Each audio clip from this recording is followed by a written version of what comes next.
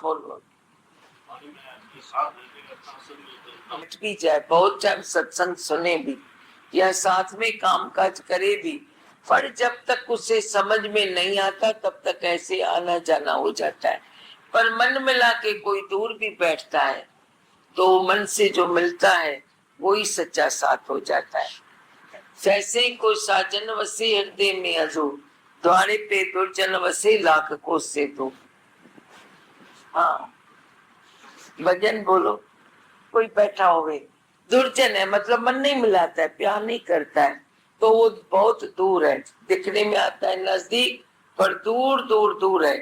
पर दूर कोई रहता है पर मन मिला के बैठा है, उसी काम में जुट गया है, तो जैसे भगवान के साथ ही बैठा है।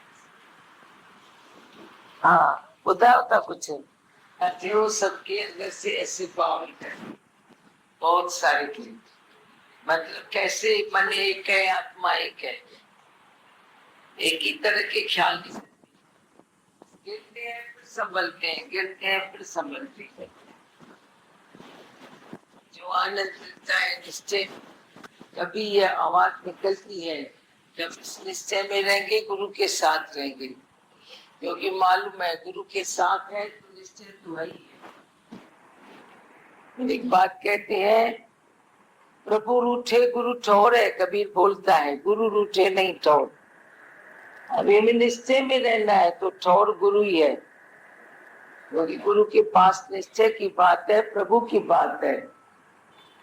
तो कभी निश्चय डगमगा भी जाता है, गुरु फिर निश्चय में ला देता है। तो प्रभु रूठे गुरु ठौर है, गुरु रूठे नहीं ठौर। गुरु रूठता है तो ठौर नहीं मिलता है, कोई भी आधार सहारा नहीं मिलता है, कहीं भी अपने को बचा नहीं सकता है। कोई बोलता है गुरु रूठता है, कोई बोलता है नहीं रूठता है, गुरु कभी कैसे रूठेगा। तुम तो बताओ तुम्हारा क्या ख्याल है, तुम क्या सोचते हो। गुरु रूठे नहीं ठौर, गुरु रूठता है क्या। हाँ, गुरु कैसे रूठेगा बताओ।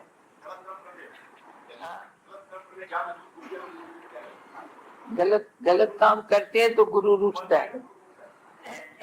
और सबका क्या अनुभव है, गुरु का रूठना हमारी उन्नति बन जाता है। और क्या बताते हो, गुरु डांटेगा समझाएगा, रूठेगा नहीं। हाँ, बाहर से डांटता है, अंदर से नहीं। और अशोका नहीं रूठेगी, तू चाहते